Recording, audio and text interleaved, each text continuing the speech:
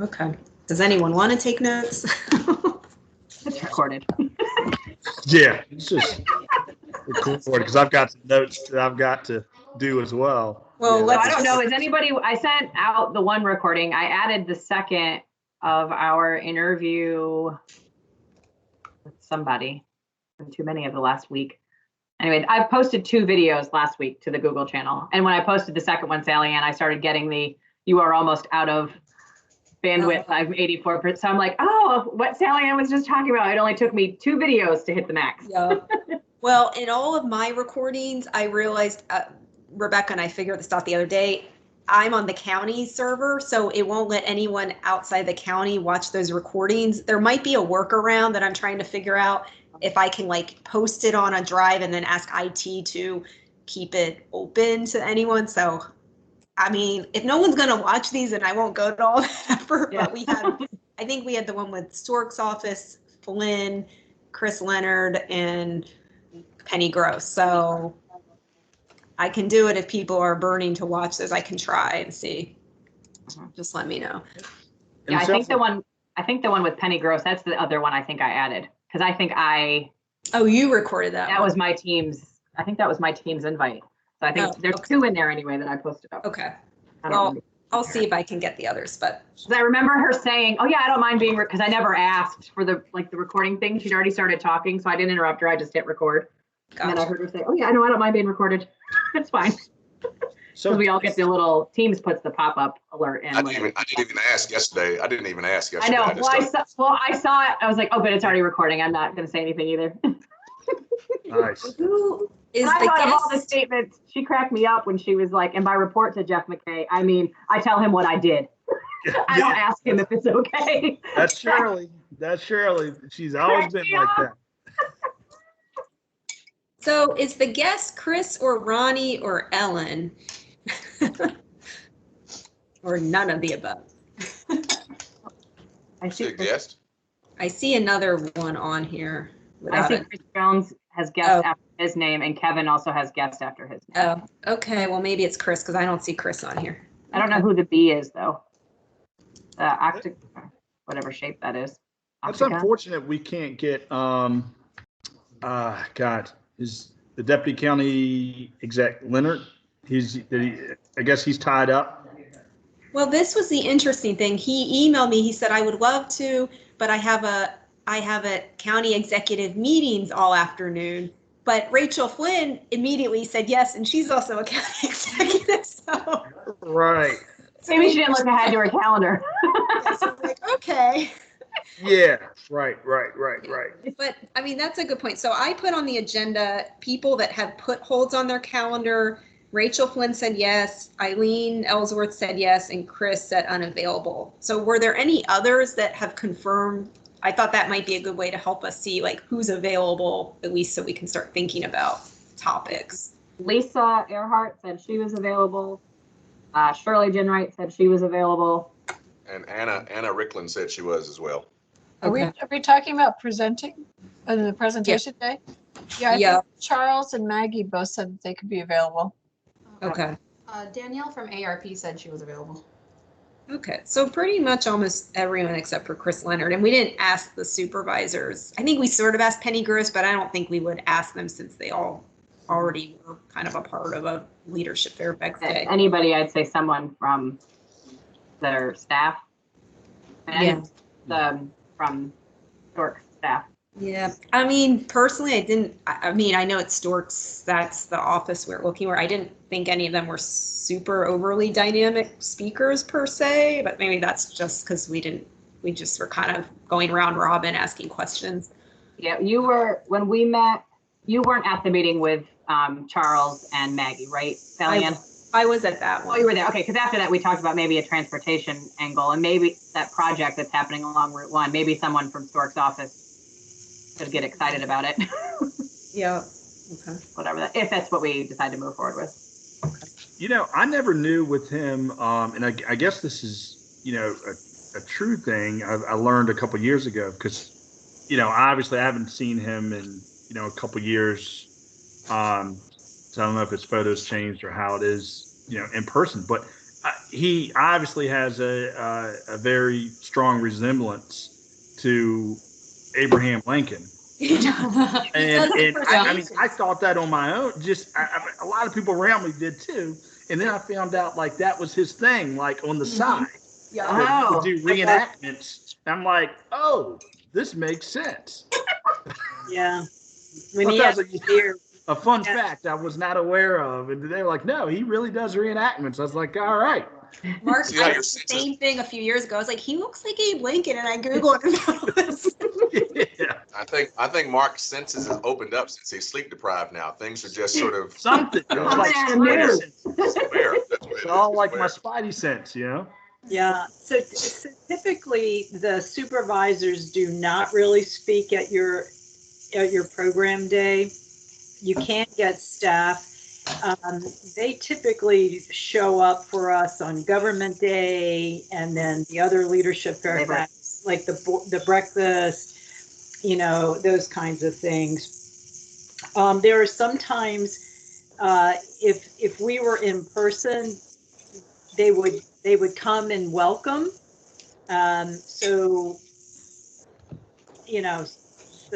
typically you're looking for subject matter experts. That makes sense. So, So do we have any, just before I jump too far down, do we have any other interviews that need to be scheduled? Or are we pretty much at the end of that? Okay. Well, the only one I thought we were potentially waiting on is for who Chris could get to talk about the kids' art, the Fair Housing Art Contest. Did you have any luck, Chris?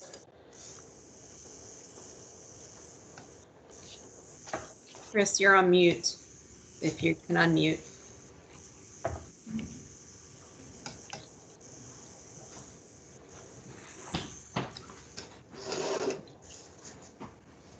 he said he reached out to the county attorney's office.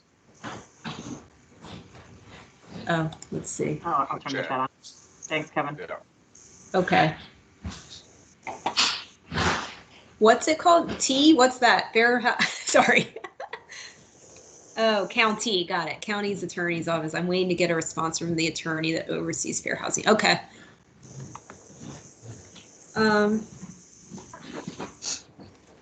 So we may potentially have one more interview, which I think we would have to do that ideally before May 6th, because that's the day we have to kind of come up with our proposed plan.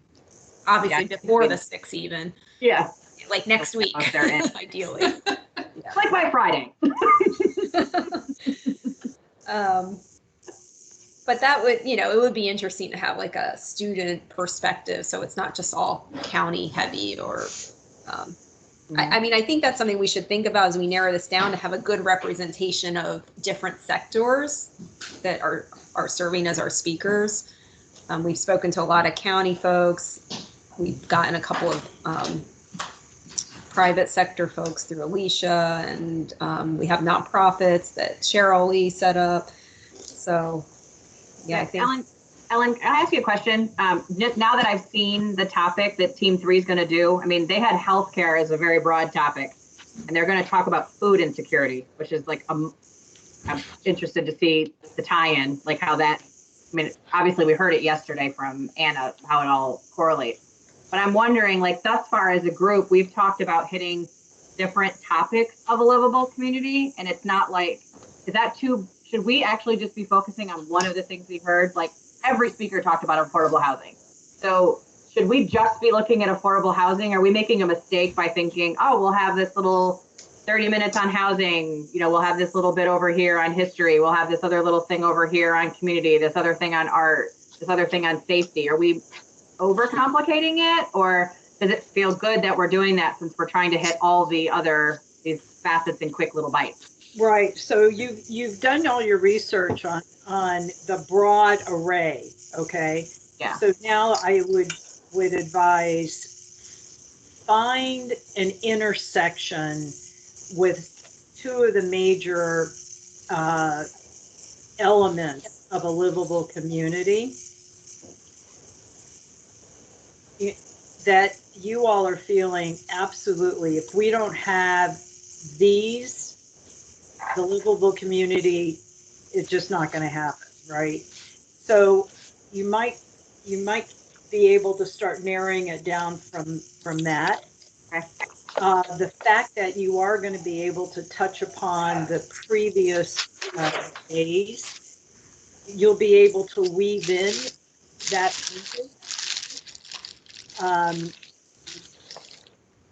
So I think you've got more than enough to be able to say, poll each other and say, okay, out of this, what is the, for me, the essence of a livable community is this, this, and this, or this and this.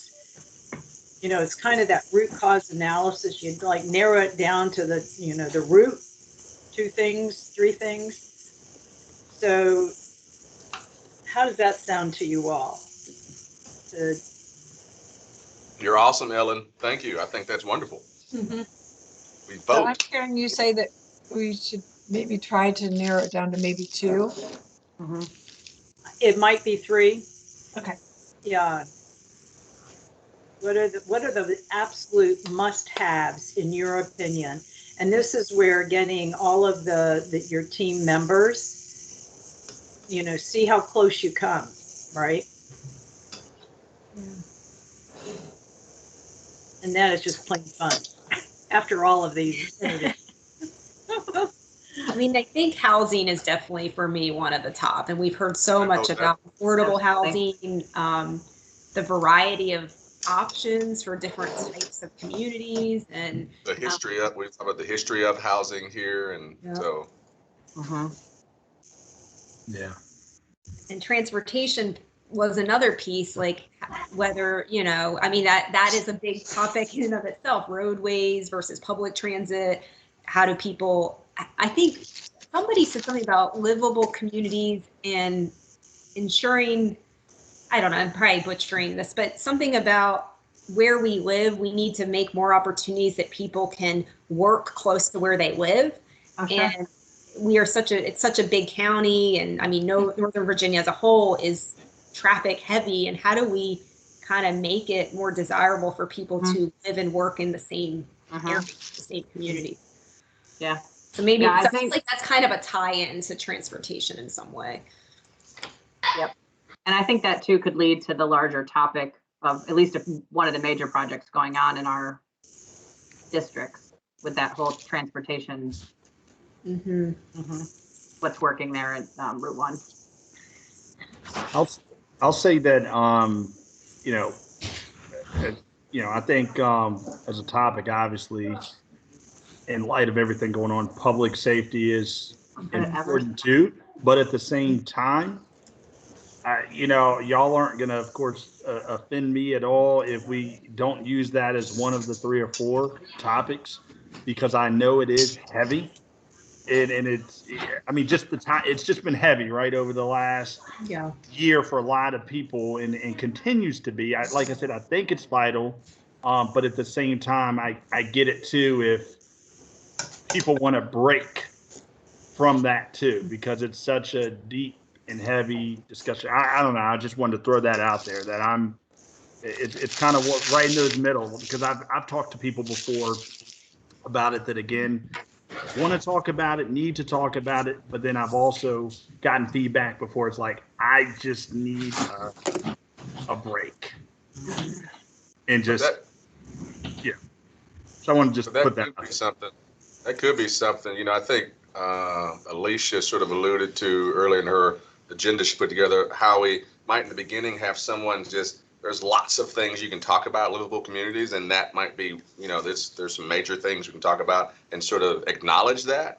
Sure. But then still talk about, here are the things we're going to focus on. If it's not one, or if it is one, I think with all the topics, because we talked about a bunch of them. Yeah. I think we still acknowledge that all of these make up a livable community, or have someone talk about that. But here's what we focus on, I think would be beneficial. So everything still gets recognized at some level, but this is what we are just going to target today.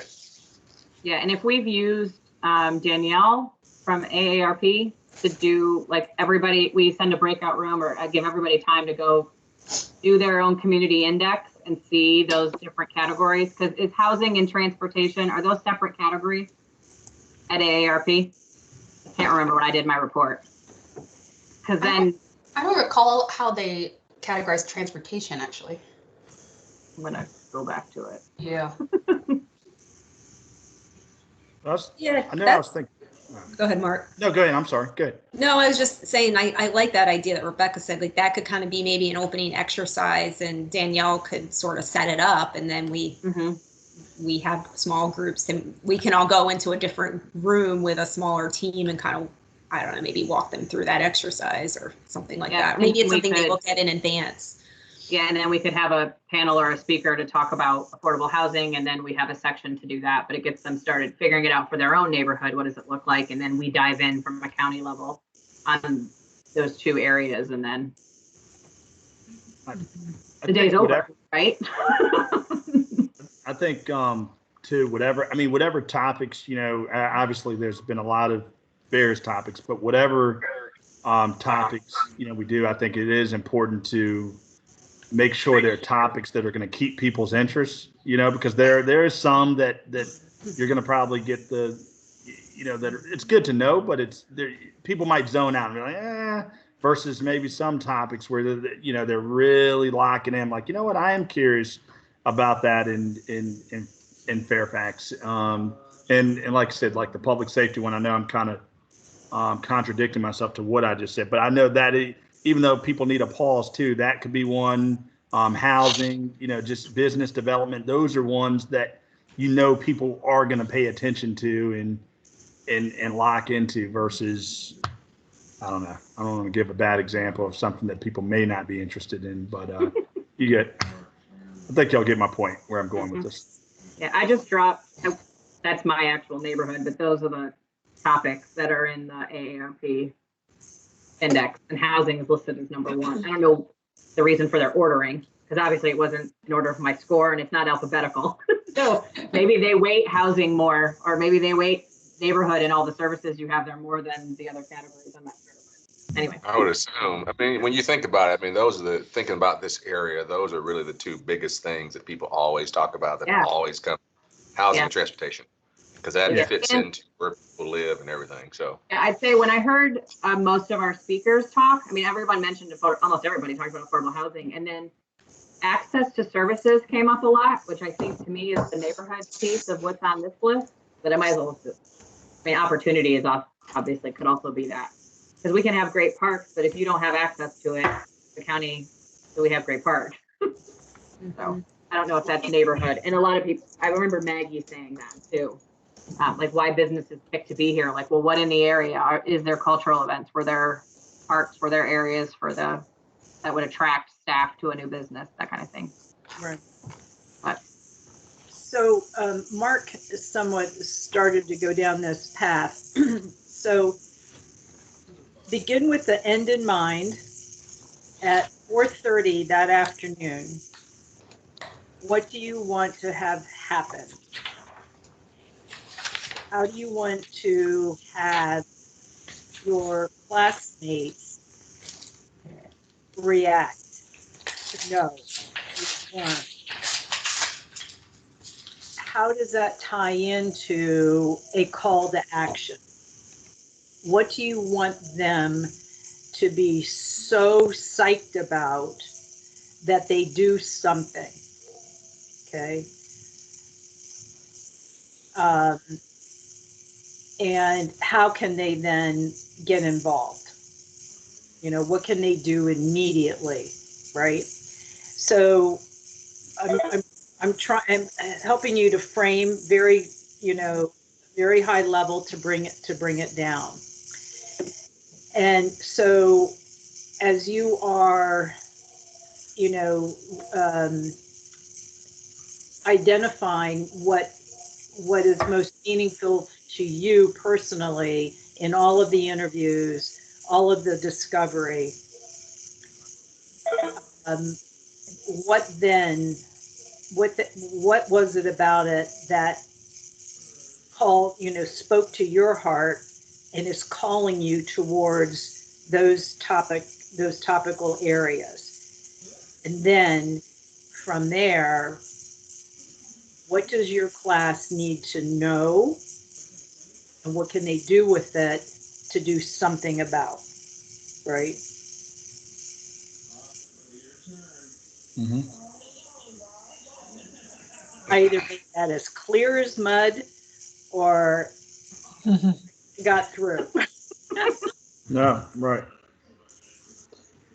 It's tough because housing and transportation are not exciting topics to me. Yeah, but if it is affordable housing, personally, the way I'd love to end it is on that hopeful, youthful note of Yes. seeing those kids' arts projects. Like, I like I that. think that would be an awesome, really uplifting way to end the day with their passion for what is possible if we can all work towards whatever. Yeah. Did we get Yeah. anyone on? Gosh, I hate doing this over there. I didn't mean to the delay. I didn't mean to jump in on you. I don't think you did. Okay, all right, sorry. Did we get anyone? I remember Supervisor Faust speaking on it, like some of the business development and like the businesses that survived through the pandemic and the loans and different things the county was trying to do for like minority businesses and different.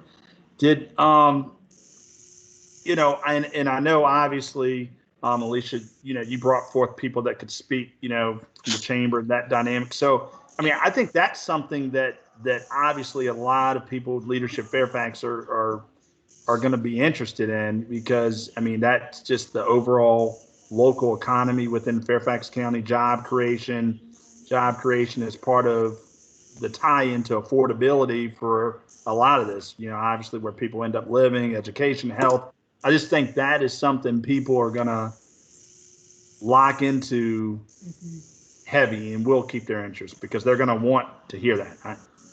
I think, I mean, I don't know that we've had a new speaker speak to it, but I thought Maggie and Charles did a fair job on presenting business. Yeah. And yeah, I don't think I was on that. That's why I apologize. To be able to, that's okay. I mean, they were very dynamic. And having, being a business in the county, thought that they represented it well for how to be involved and how they make decisions about where to build and what they look for in the area and how they add to the livability of a community. Yeah. They each touched on that. Rachel Flynn also touched on it, because one of her departments, I think she manages the Department of Economic Initiatives. Is that right, Ellen? And that was the group that dispersed a lot of those funds to businesses. Okay. So we didn't dive super deep, but she could definitely speak to that. I mean, maybe that could be an interesting panel.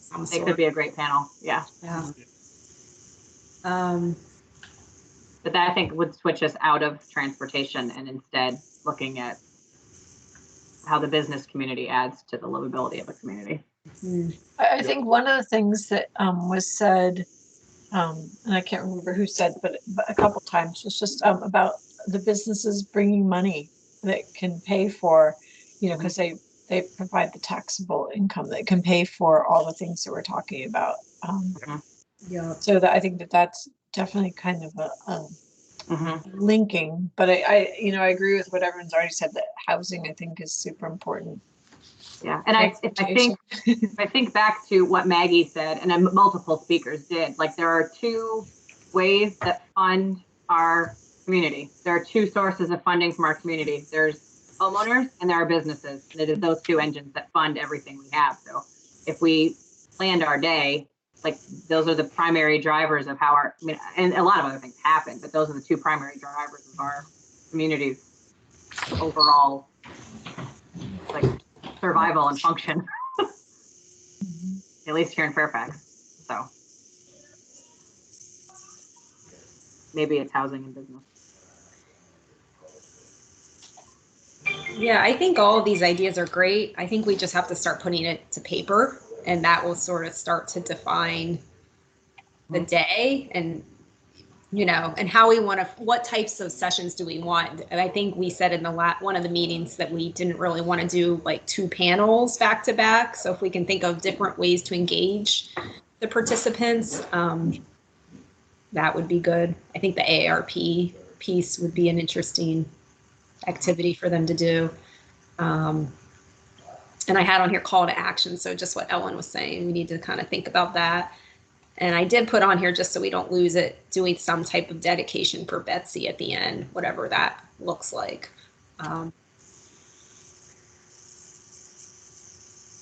So Hey, who was the speaker who talked about? I just can't. I was looking at my notes trying to find it, but who talked about younger people getting involved and just people getting involved, because it's a lot of the older folks who are involved making decisions, but these are decisions for 40 years from now we're making. Who was that? Was that? I think it was a few people. I mean, Yeah. Penny Gross mentioned it. Rachel Flynn mentioned it. Shirley Wright did yesterday. I think Faust mentioned it. So that was kind of a theme. Yeah, like how do we get the younger generation to want to be involved in decision-making processes? I think at some level that has to be, think about a call to action. That's what was brought up a couple of times by different people. And how do you think about that being whoever that closing speaker or us, whoever, that has to be, how do we as a group then get involved? You know, Leadership Fairfax is all about raising leaders to get involved in community and nonprofit. So I think something of that nature has to be for the call to action. What is it that as you hear this, then to get involved nonprofit, get involved in, because again, my thought is with LFI, it is helping you start get involved more in community and different organizations. So especially us being the last group, I think that has to be a piece of this, get involved in organizations, start getting involved with some of the things that you're talking about, to be that call to action. Right. Yeah, very, so well spoken, Kevin. Sally Ann, as you were mentioning, you know, the actual layout of the day, how you want to get your classmates involved, the activities, the number of panels on such. So if I could just give this little piece of advice. choose your topics, right? Figure out what you really want to, information you want to convey, you want to focus on, and let the content drive the activity or how you're going to get that information across, right? So there is going to be perhaps some that, something that would be best done in a game activity or individual, small group activity, panels, that kind of thing. So once you've started really understanding what you're really going to focus on, then how best to present that. And so I see Lloyd and Evans joined us. And Norma. Thank you all. Welcome. And it looks like Paulus, I'm making sure. Yeah, Paulus. Am I saying your name right?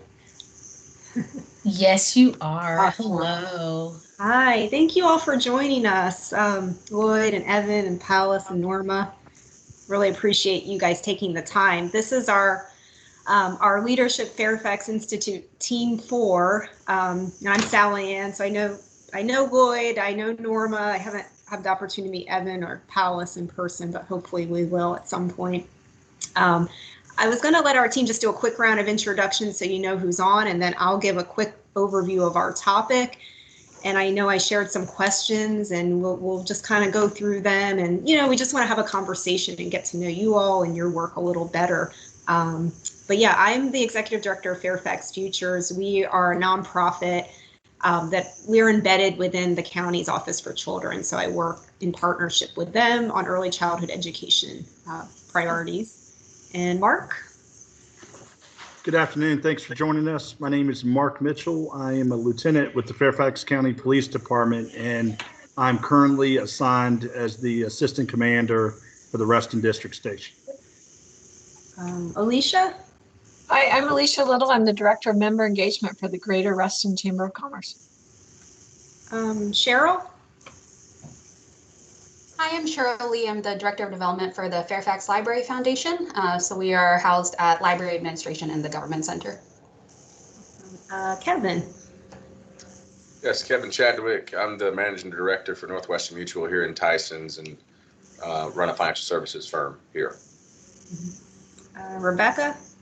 Hi, yes, I'm Rebecca Palmer Brown. I'm the Associate Vice President of Marketing and Brand Management at Apple SBU, and we're headquartered at Fairfax Corner, just across the street from the Government Center. Chris. Are you able to come off mute? Oh, Chris is having a little technical difficulty with the volume, but he's Chris Jones. He's with the American Revolution Institute that works to preserve the legacy of the American Revolution. And then we have Ellen Gray, our fearless leader. So Ellen. And so I have some dear friends, Lloyd and Paulus and Norma and Evan. It's been quite a long time since I've seen you. I have missed you all.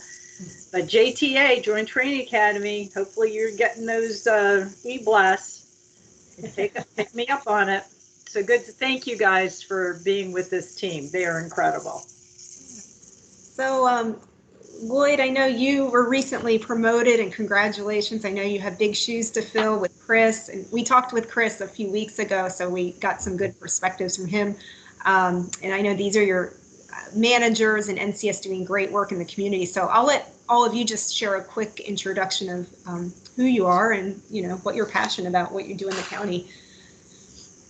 Sure, I'll let Evan, Palace, and Norma introduce themselves first, and then I'll go last.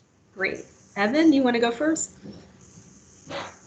Sure, I'm Evan Braff. I'm the Region 4 Manager for Neighborhood and Community Services. So I oversee the western part of the county for our services and just supporting our work around community development and engagement for the Region 4 area. And I think you asked about passion. I think it's just about, I think every day when I show up to work, you feel like you're making a difference. So that's the type of role that I like to be in. So thanks. Awesome. Thank you. Palace?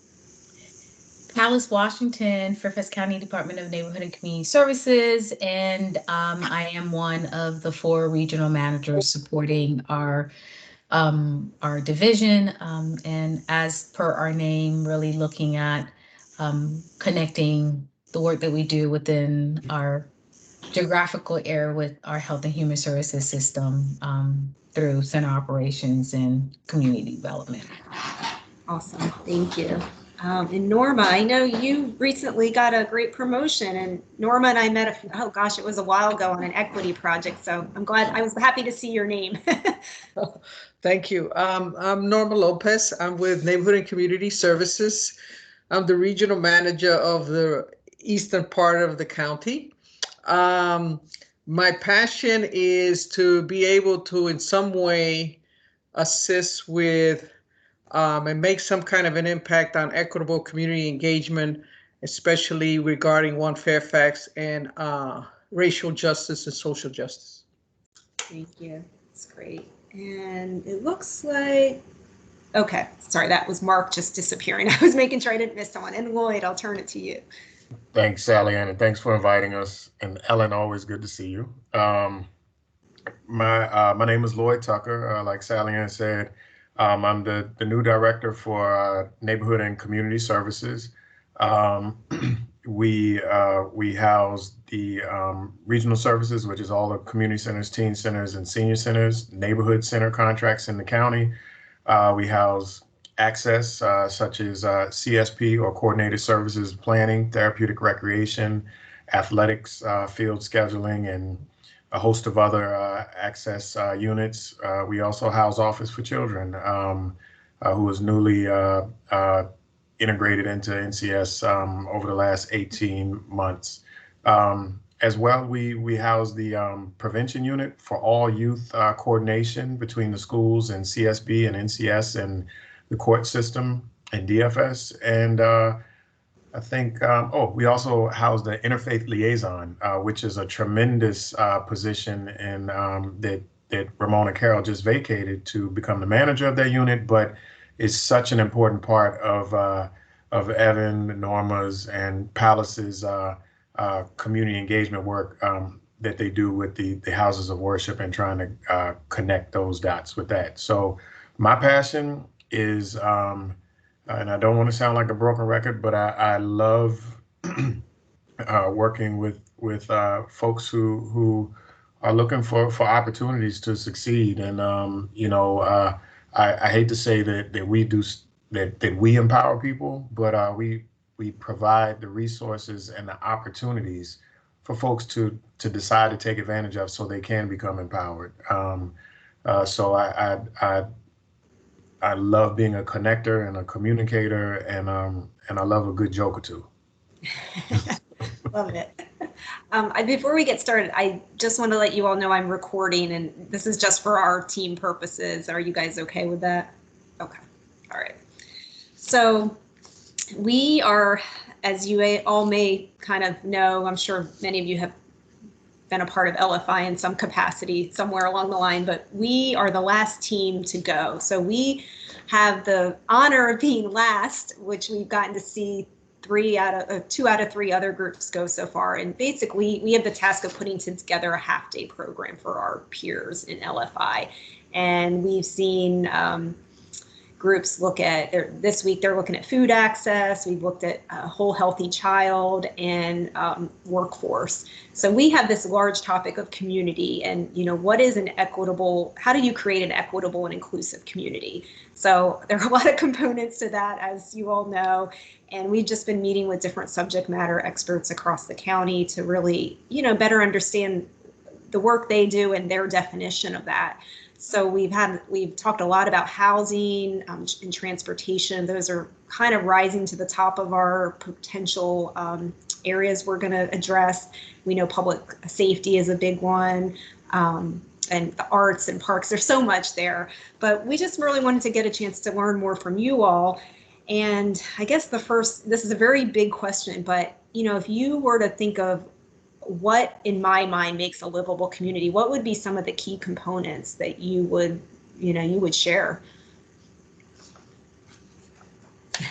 Anyone can just popcorn style in.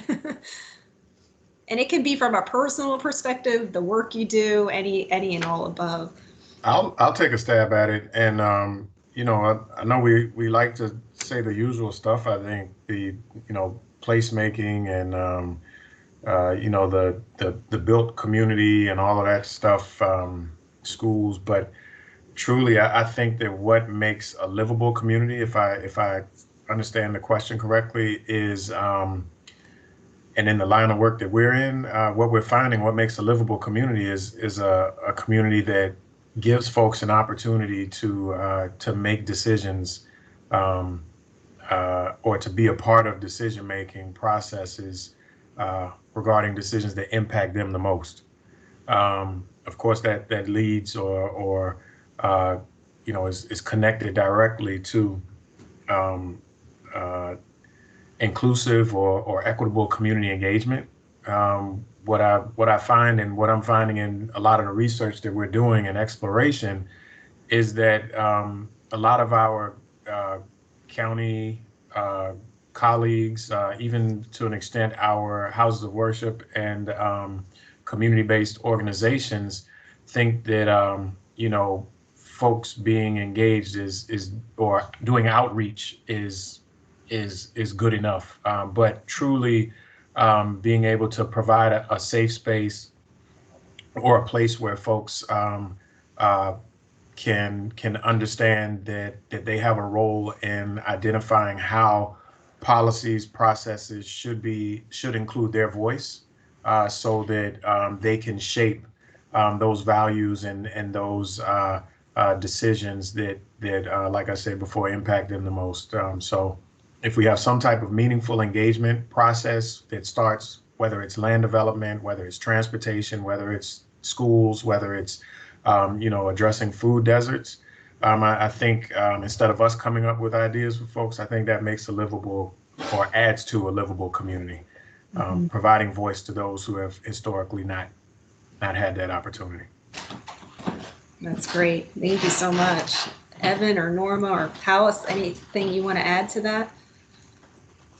I would definitely share that recently Chairman McKay had a group of community members come together around he called it the Chairman's Equitable Task Force. And one of the subcommittees of that task force was equitable communities. Mm-hmm. And I think there are definitely some recommendations that came out of that whole task force, but also the equitable community subgroup that could lend to informing how you guys are thinking and framing livable communities. So I offer that as some information that you could probably tap into to continue to expand the conversation that you guys are having. I do part of what I was part of that subgroup, and a lot of what we talked about and struggled with is around access to decision making, which is kind of what Lloyd has been talking about. Is are folks within the community able to impact the decisions that make their community livable, and is that available to them, and are they then sought as the person with the lived experience to speak to what the livability should and look like. But I think, there's definitely pieces of that ensures that when you talk about access, that there is the accessibility to the resources that that are naturally not available because as a county or as a county, when we think about the distribution of resources, there isn't an investment in certain communities.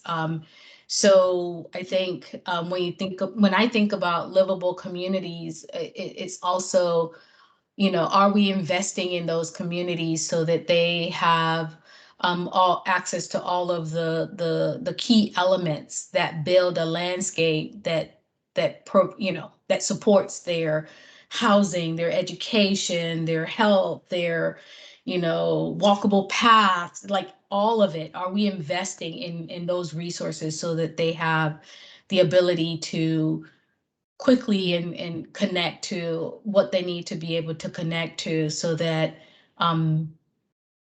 those resources are available to them.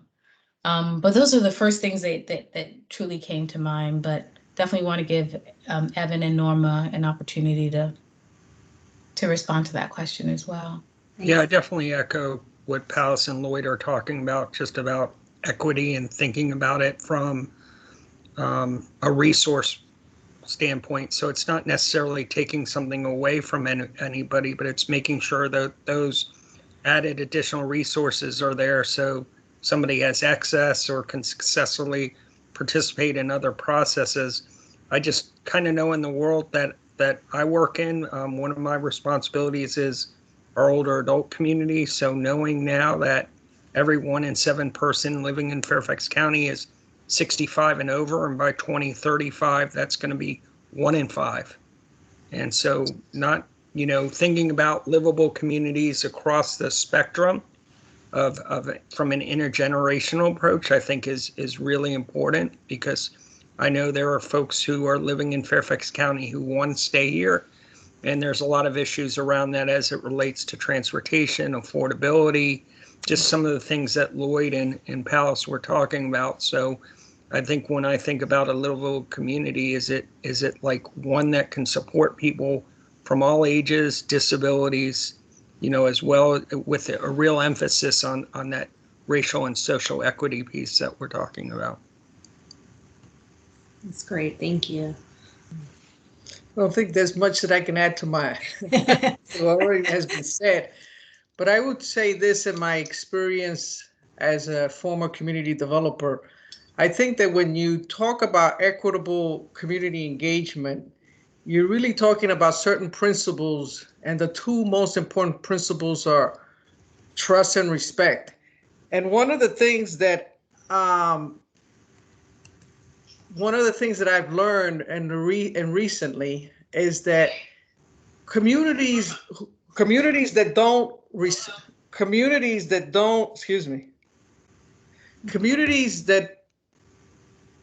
feel they're respected can't trust. And so when you can't trust, you cannot engage that community. You can't figure out what the barriers are and what is it that they truly need to make it a livable community. And it's very hard for them to feel that they can honestly and purposefully engage in a community engagement process or decision-making process. And it's I think part of the equitable community engagement is to continue to increase the culture of Fairfax County to create that space of trust and respect, that you allow the time and make the effort to allow for those communities, for their creativity and their voice to be heard. That's great. Gosh, you guys, this is wonderful. You've nailed it on the head. And so many things that you guys are bringing up, we have just talked about, and things that have come up in other calls, especially this piece of how do you engage the community and how do you ensure all voices are being heard? And that's certainly a challenge. And we have language barriers and all kinds of other challenges that trickle in there. So I appreciate the things you guys are saying. Our project also, we have a focus on two parts of the county. So Drainsville and Mount Vernon. And we know that the quick thought of those two areas that they're very different. So I would love to hear and I'm not sure if any of you specifically work in those regions, but I'd love to hear any, whether it's certain projects that you're working on to make those communities more livable, and if there are any specific strengths that stand out in those communities, and then some opportunities that your work is hoping to build upon.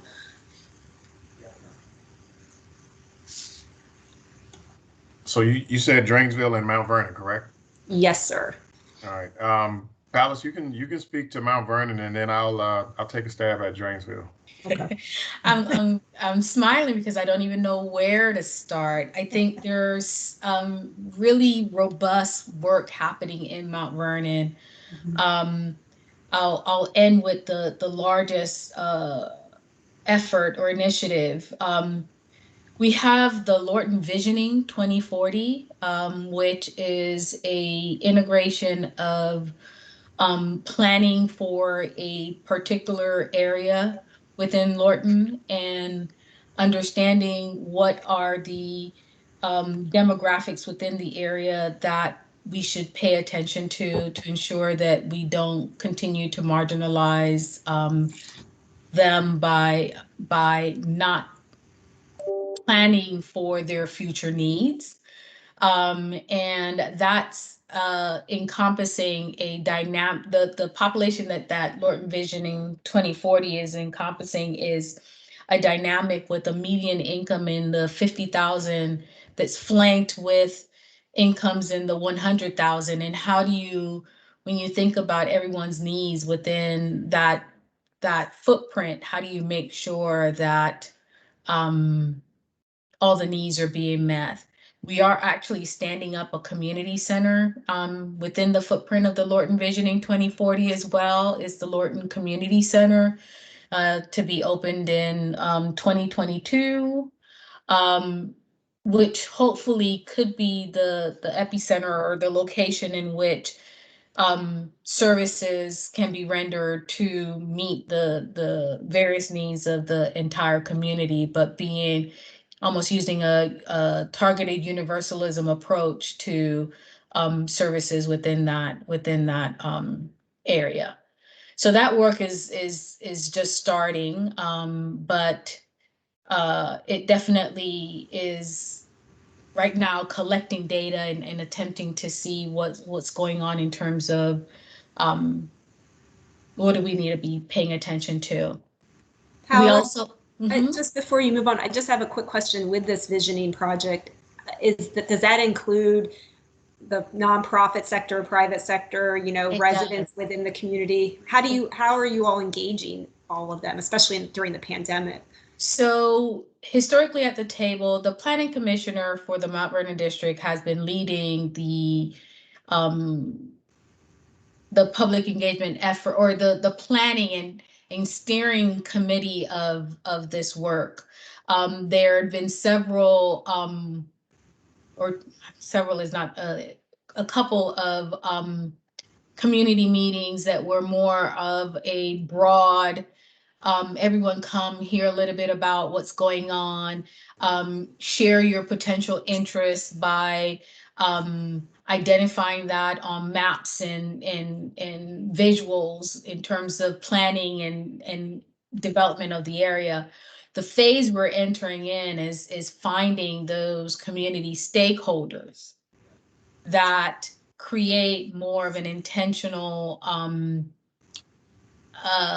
effort of identifying people within all communities, not a select community as prior meetings have been really geared to, and making sure that we are bringing them to the table in a decision-making role.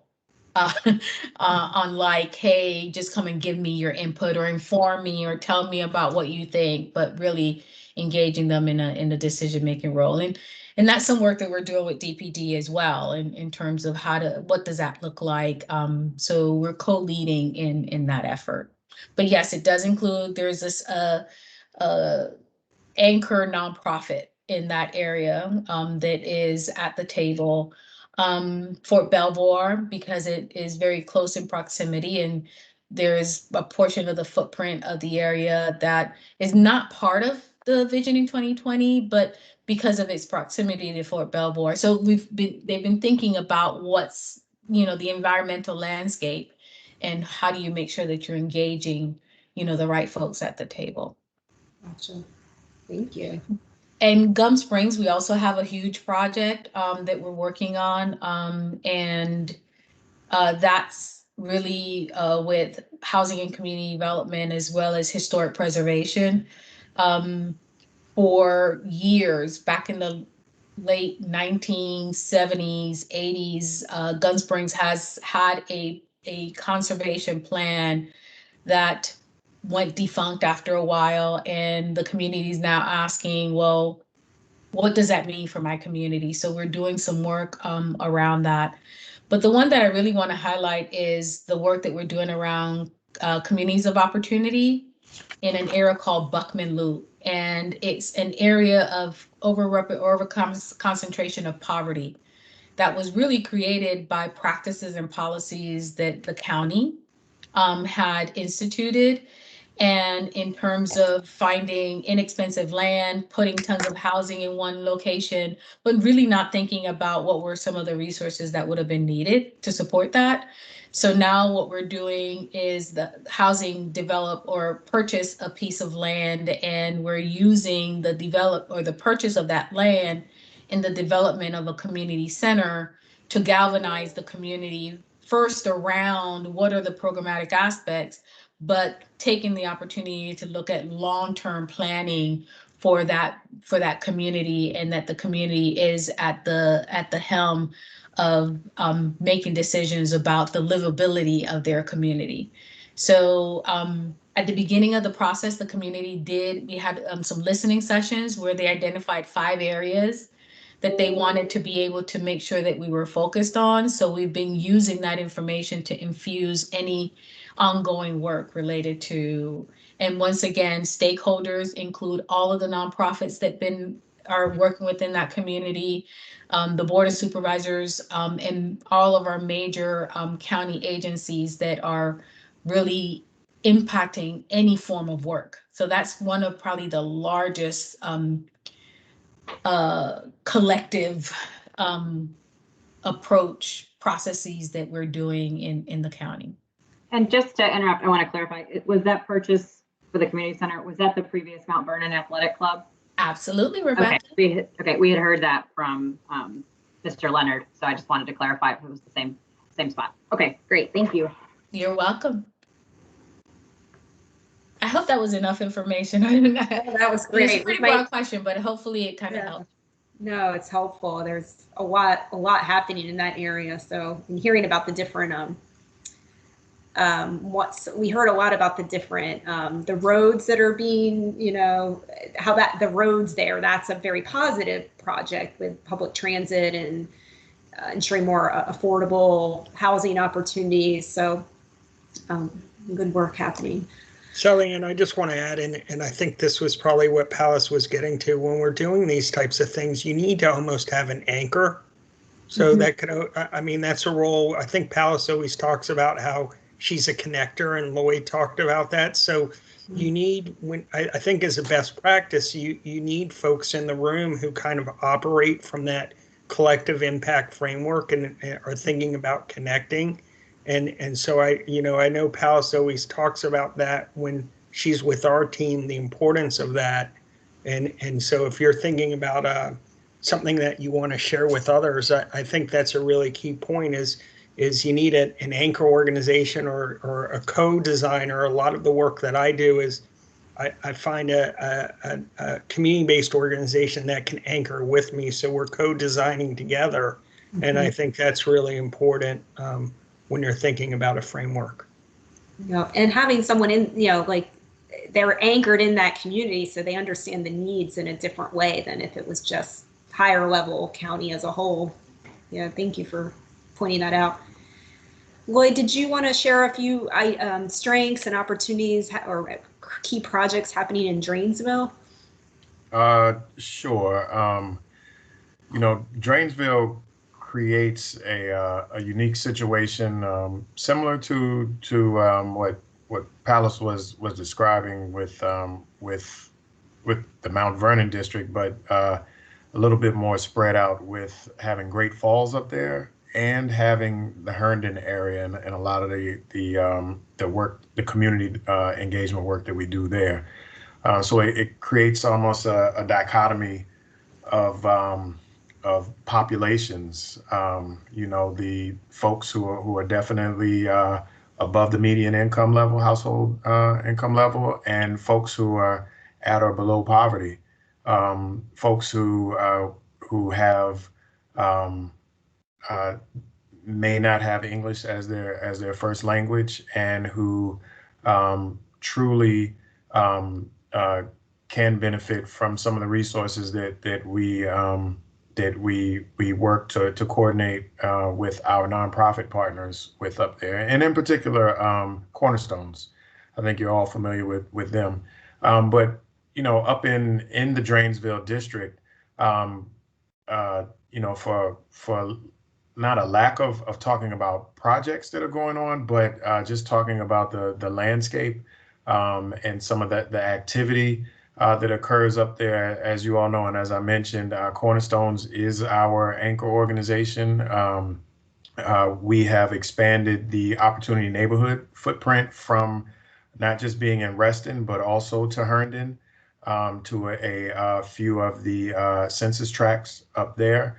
And we've identified that although perhaps on a smaller scale, the amount of concentrated poverty in the Herndon area in those census tracts that we've identified is significant.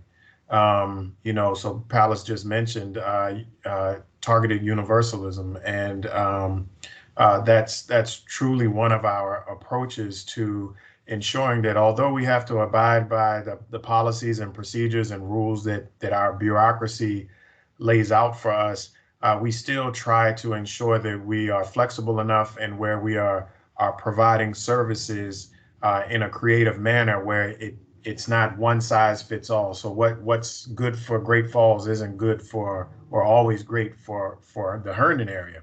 So we truly do try to be targeted in how we coordinate with Cornerstones, as well as how are we engaging our smaller nonprofits that might not get the notoriety or the acknowledgement that Cornerstones does, since they are such a wonderful partner, but also such a large organization. Sometimes our smaller nonprofits may not be noticed for what they do, but we're truly trying to get them to the table and ensure that they are leveraged in a way that can meet some of the or many of the needs of our constituents in that district, as well as residents and community members. You know, the day labor population is large, and we have a contract to work with them up there. We're looking always at trying to address our youth, our child youth needs in that area. Of course, it's always children and their families, but in that case, we have the middle school and the high school are, if I'm getting it right, geographically, you know, we have a lot of resources on one side and a lot of housing on one side of Eldon Street. And then on the other side, you have two elementary schools, or one elementary school and a middle school.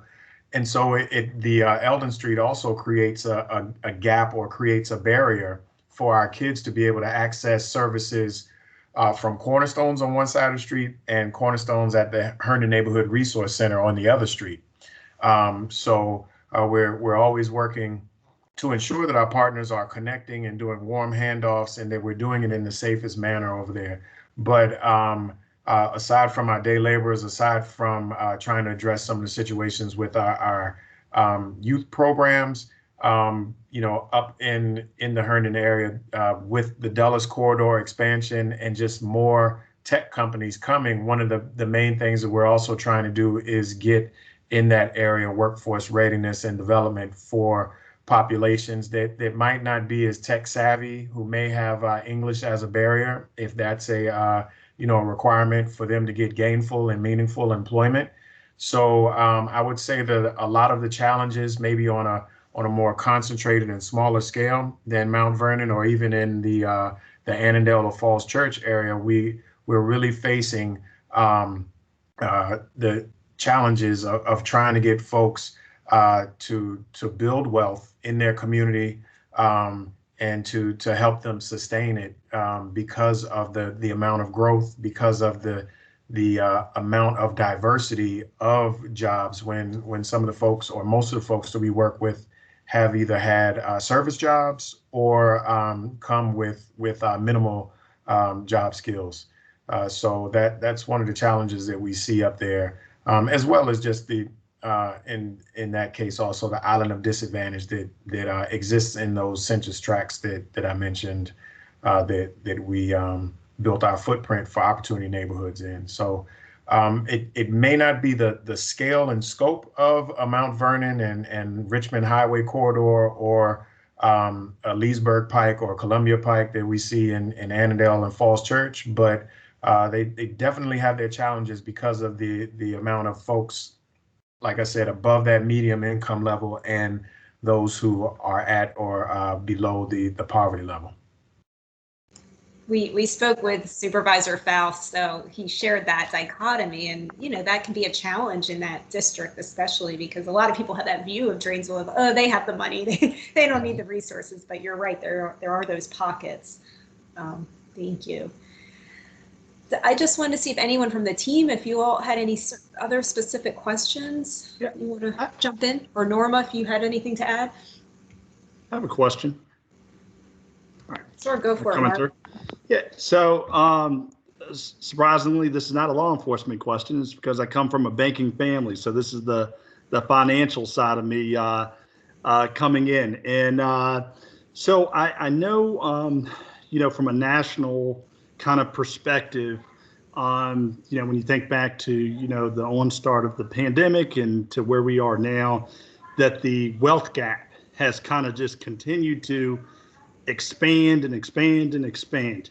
And you know, of course, the stimulus payments came into play, but then you see articles out here now, hey, take that stimulus check and invest. You have a lot of first-time investors now in the market that are where that's being promoted as a ways to, you know, essentially create generational wealth and financial freedom, which traditionally and historically that is important, right, in investing. But there are numerous people that do not have access to those resources as far as financial literacy and understanding, stock options and long-term investing versus short-term investing and just overall budgeting. So while the job focus, job creation is always important in one component, is there anything that MCS is doing right now to help kind of increase that financial literacy just overall for those in need?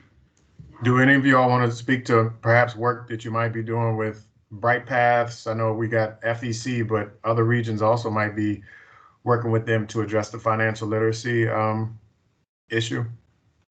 So I know we work closely with our nonprofit organizations, and I think that's part of the work that we learned is it goes back to, I think, this trust that Norma was talking about. And a lot of our community-based organizations have developed much better trusting relationships. So, I respect and honor that, and I get it. And so we have Bright Paths. I think Pals can talk about the center that's down in Route 1 that we're even starting to access now remotely. So I think there's some silver lining in COVID that's kind of has allowed us to expand some opportunities for folks. But we have a nonprofit, Bright Paths, that has connected, at least in our region, and I know in Region 4, in Region 3 and 1 and 2, where they're connecting with the other nonprofits to do financial literacy. And most of our community-based organizations, anytime they're handing out or giving somebody money when they're in need, usually have an element or some type of criteria around sitting with folks and giving them, walking them through. So Bright Paths does a great job in regards to providing one-on-one, financial literacy with folks and letting them go through. And so I think, Mark, you're tracking that is an element of giving folks assistance in regards to thinking about their finances and how they can kind of build that wealth and manage where they currently are. Sure. Thank you. Yeah, and Mark, like Evan was saying, some of our nonprofits do provide literacy, financial literacy to both adults as well as youth. So for example, we have a nonprofit organization that we contract out called Second Story. They operate the Como Family Resource Center in the Como area. That is the 222041, and as well as the Teen Center. So for example, one of the things that the community specialist who works with the teens at the center does is help them provide workshops to the youth on financial literacy. They also provide financial literacy workshops to the parents, both at the center as well as the resource center. Facet, which is another nonprofit organization, they work in Annandale, for example. We have a community center in Wedgwood apartment complex, and they also provide regularly financial literacy education and assistance with all kinds of things, also with resumes and preparing the residents on how to handle an interview. So those are sort of an ongoing efforts that they have as part of their contract with the county. Sure, that's great. Thank you. Mark, may I say that I might rope you into some of the conversations we're having around the Chairman's Task Force? Oh, sure. Recommendation number 15 is just that. How do you help with close the racial wealth gap through exactly what you just mentioned, which is ownership investment? Like, how do you teach and inculcate that information so that folks now have the ownership to make that happen? Yes. And so I think that's one of the things that we're trying to figure out. So if you don't mind, I wouldn't mind reaching out if that's something that you 110%. think you want to be able to impact the county on in terms of what do we need to be thinking about. Yes. There's definitely some conversations that we're having in the southern part of the region around incubator space and maker spaces, and how do you teach the skills that will allow for business ownership And we're starting to think about what spaces should look like in order for that type of activity to occur. But we're still at the beginning stages of who do we need to galvanize for that to happen, right? So I think that might be if you're interested, a good place to kind of share some of your expertise, but also the desire to kind of address that countywide. No, I would love to do that. I'm very passionate about that. I joke with my group all the time. I run a police district during the day, but in my mind, I also run a hedge fund too. So, it's all in my mind, but I love that side of it. So yes, I would love to help. Anything I can do. I'm putting your name in the box right now. Okay, sounds good. Looks like Lloyd has his hand up and then Evan. Sure. Thank you so much, Sally. And one of the things that, and Mark just mentioning that he was police, and then Palace mentioned the chairman's task force for equity and opportunity. Your first question asked, how do we create a livable space, or what are some thoughts around that? And one of the things on the committee that I supported was the Safety and Justice Committee. One of the things that they put forward that I would love to highlight is, and I'm sorry for going back, but is that we should definitely try to a livable community would be a place where negative police interactions are decreased or hopefully don't exist, as well, a place where folks aren't who aren't of the majority, people of color, aren't profiled and fearful to walk, to travel, to be in public spaces because of fear of being pulled over or being scrutinized or treated differently than others may be. So and that gets to a cultural piece. It's definitely not but that also impacts people's health. It impacts their trauma and emotions and how they go about accessing services and different programs that we may have to offer in these hopefully livable spaces. So I just wanted to mention that as something that's dire and important that group also shared with the chairman when they gave their recommendations. Thank you for that. And Evan? Yeah, I think a point maybe that hasn't been made yet is when I think about places of Herndon and Mount Vernon, and even in Reston, the way that, I think a long time ago and intentionally, and we have to recognize that, created some of these islands of disadvantage, especially with our old policies around housing and how you segmented certain groups off and then automatically created some of this isolation. So in the region that I operate, we have a high level of housing vouchers. So we necessarily don't have the high concentration. We have a few, but in Centerville and Chantilly, a lot of that is done through, the vouchers. So our service delivery has to be a little bit different in regards to not having folks in the same areas. So I think part of these older communities is if you could have created you definitely have created some unintentional consequences with kind of the older housing policies. And so I think when you think about future affordable housing, I think it has to be done in a way where you don't create additional islands of disadvantage, and you're putting it in places where there are opportunities for folks to naturally progress from their housing. And so that's part of what we've been doing. I think Regina Coyle and other folks in housing have been thinking about where do we place these affordable housing dwelling units so it's not creating an island of disadvantage, and it's allowing people to move maybe from a condo to a townhouse to a house, and being really intentional about where you're making those spaces. And I think that's an important point when I think about those communities and maybe what some of the issues that have occurred. for one of our LFI days, we had an assignment to watch a movie, and they highlighted those policies from such a long time ago, and I think that was very eye-opening for many of us. And now, you see those long-term effects, and I think we've heard that so many times with people we've chatted with, that the decisions that are made today may not affect you as a person, but they're going to affect those future generations. So how do we ensure that we're getting all voices heard?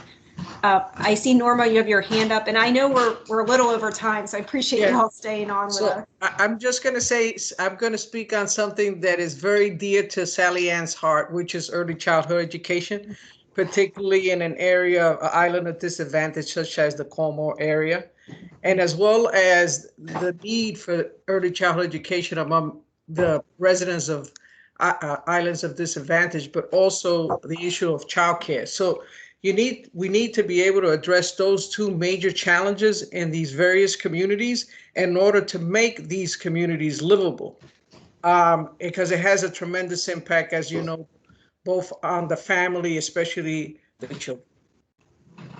Thanks, Norma. Appreciate that. Anyone else on the team? Any final burning questions? I don't want to keep our astute subject matter experts for too much extra time.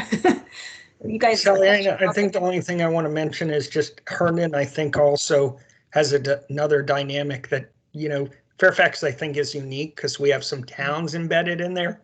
So I think that's another factor up in that area, is not only do you have to take into factor Fairfax County and what they want to do, but you also have to interact with the town of Herndon and that dynamic, which I think is important to think about. When we have these different groups within the county that are kind of there. Definitely. This is Alicia with the Reston Chamber. I would just like to make a shameless plug for Chambers of Commerce. We have community engagement councils that do a lot of what you guys were talking about. We're just about to stand up, revitalize our Inkspire, which is our incubator program. So trying to help, startup companies. And then, we also are that connectivity piece where we try to connect our nonprofits and businesses and see what we can do to help. But the other thing, we actually have a free membership to any nonprofits with $500,000 or less in revenue. So some of the nonprofits that you guys have talked about, if you think they might qualify or might be interested in joining us, please send them our way. Great. Thanks, Alicia. Awesome. Well, we so appreciate all of you taking the time. I did want to make a quick plug that our program day is May 20th. So we are still kind of figuring out what our key focus is going to be and who our speakers will be. But if any of you do have availability and want to hold the date, it's going to be, we wouldn't ask you for the whole day, obviously, but our portion is from about, I would say, 1 to 4:30. So we may be reaching out to you if you kind of fit our segment that we're trying to express to our fellow classmates. So we all, on behalf of the whole team, we really appreciate everything you guys are doing in the community. And if we can ever be of support to the work you're doing, please don't hesitate to reach out. And we may be circling back with some more questions. Thank you so much for inviting us and having us on. Definitely. Thanks for making it. And I did put my email address in the chat. Perfect. Mark, you mind sending me a quick email? And then that way we can sort of, and Alicia, by all means, I would love to take you up on that offer as well. So if you don't mind connecting, I'll greatly appreciate it. No, that would be great. Thank you for the invite. Thank you all for your time. Bye. Thank you. Bye-bye. Good seeing you, Ellen. It's so good to see my friends. I've missed you all. Bye-bye. See you.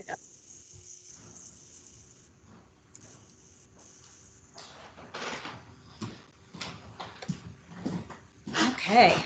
Well, that was a wealth of knowledge. That was great. I think there were a lot of pieces that are continuing to resonate that keep coming up. So I just wonder if we have a little bit, we have about 8 minutes to debrief and talk about our next meeting. I have a comment. One of the things that I think has come up over and over again, and they just reinforce that, is the piece about being able to have people communicate what their wishes, wants, and needs are. So making sure that there's a vehicle for people to be heard. And then I also kind of highlighted what I remember who said about trust and respect. You have to have the process be open so that people do trust that they're going to be heard and respect what you're doing. So I liked that. I appreciated how specific they were to our areas and could talk, like hone that, because I don't know that I felt, at least with the other program days, like it's gotten super specific to the regions, and I don't know if we should change that and do more concentrated conversation. But obviously multiple people have talked about that Mount Vernon project. That's that same transportation project, that's that same workforce one, and that has so many facets to it that I think it could be. I love how it's referred to like 10 different things depending on who you talk to. I was like, quickly, like Buckman Loop. Is that Mount Vernon? Like, is that the thing we already? And I thought, I'm just going to ask her when she comes. What was the name of it? Bachman? Buckman, Buckman. So she called it Buckman Loop. And that is one of the streets that is part of that Richmond highway redevelopment. And I don't know if that's the road that the Mount Vernon Rec Center was on, but that's all that same, was all that same project. Okay. I also, the terminology, obviously they all use it in their department because every single one of them said it, but the islands of disadvantage, I never heard that and didn't know that concept sort of existed in the county. But I think that's one that at least speaks to the equity and inclusion piece of things they're trying to, ameliorate in the county through projects such as this. So I thought that was a really great discussion. And I was really proud when Mark tossed up the financial literacy question. I was like, well, thank you for my 2022 financial engagement strategy for Apple Federal Credit Union. But I was really proud that of this organization she mentioned. We already partner with Bright Paths and with Second Story. So I was like, okay, cool. We're doing pretty good. Yeah, I owed you Thanks something. for the validation, Mark. No, I see. Right. I owed you something after you got Shirley and coordinated on my behalf and helped me. So. You had to toss, yeah, I appreciate it. I'm going to see how we can now help galvanize these incubator spaces they want down in South County. Nice. So I think I'm just curious, when is our next team meeting? Is it next week? Monday? Monday at 4. Okay, so Chris, I think if you're going to get a speaker, Monday would be the day if one of those or two of those students are available. What time is that meeting? 1 or 2? 12? 4 o'clock. Oh, it's 4 the o'clock. late one, 4 o'clock. Okay. So do we, or Chris, maybe do you know if they are doing like a wrap-up video? Like I imagine that, like how it had to have changed, or however they were going to award these kids and raise their pieces. Like, is there a production that was created or something in case we can't get them? Okay. okay. So I think depending on whether we get a speaker or not, we should probably use that meeting to really try to hone in on what our day is going to look like, since soon after we have to meet with the LFI group. So maybe between now and then, if we can all kind of start thinking about what are our, maybe the top thing we would want to get across in the day. And if we can all kind of bring at least one nugget to the next meeting, that might help us to start framing out an agenda, thinking through that a little more. So might I suggest that don't wait for Monday to do that? Yeah. If there is a way, especially coming off of this very insightful meeting you had today, to ask Rooney, and was she the only one missing today? Ronnie. Ronnie, yeah. Yep. Ronnie, so for her to listen into the recording and then really start laying out, like if you were going to have a title for your afternoon, right, that overarched, the end in mind, right? What would that be? And those key root factor that really speaks to you. So, for example, I picked up today, and for me, I had in my, like it just flashed as a picture, co-designing livable communities, right? Just this co-designing. Well, what does that mean, right? And then all of the elements. So just for an example, so what flashed through your mind?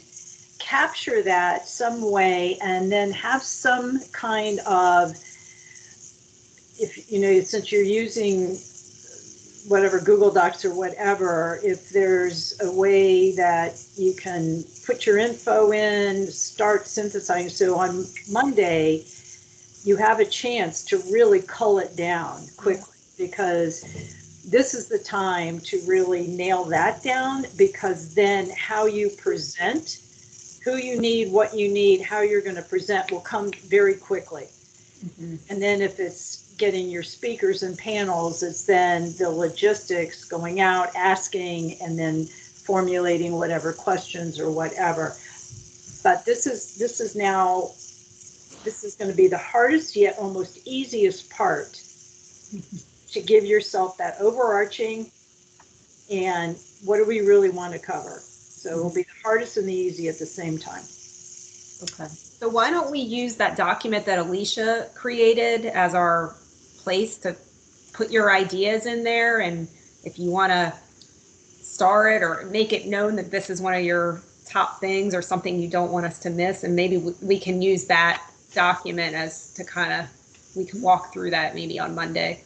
Which folder and which document? Well, I've just updated it, by the way, and I will send you all a link to it. This is the resources for Team Day? Or is it a different one?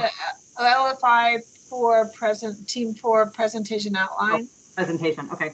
I was in the wrong folder, thank you. Yeah, I have such a hard time finding the folder at the time, so. Yeah, so if you send the link, we can just, anytime you type into it, it automatically shares, so that would be great. Yeah, so I'll just share it with you so you can get to it easily. Okay. But I'll send an email out. Okay, and who would like to lead Monday's call? I'm going to put the link in the chat too. Got it. Okay. Share it. There you go. I will, I'll lead on Monday. Okay, thanks, Kevin. And Chris, if you are able to get someone, just connect with Kevin so he can build that into the agenda, and let us know if you'd be able to facilitate any conversation with anyone we get. That would be great. And I will swap out Monday from meeting from Ring Central to Teams. So okay. I'll send you guys an updated invite. So Kevin, once you see that, you can have Addison, or you can cancel it. Awesome. And I'm going to see if I can get this recording in a shareable mode. Ronnie and the others. So I'll be in touch on that. Okay. I do have, I have talked to somebody from Public Art Reston and what used to be Grace Art. So I think at this point we have enough information. I don't think we want to bring another person in. Is that correct? Oh, we were talking to them, what, about a lead exercise? Well, I was just talking to them about like the role art and culture plays. Oh, okay. But yeah, Public Art Reston, Phoebe is the one person who I talked to, who she said one of the groups that she worked with, or that Public Art Reston worked with in the past with LFI, or it might have been ELI. They did a presentation, or they did a group project, art project, as part of their final thing. So again, I'm not sure that would, I don't think that would be anything that we could do at this point, but I don't know. I just thought I'd throw it out there that I did talk to them, and I have some notes if we want to just throw that in. If everything else we've already got swimming in our heads, right? Yeah. Guys, I have to run. I have to jump to another meeting, but thank you, and we'll talk soon. All right. Thanks, everybody. Okay. Thanks. Bye. See you Monday.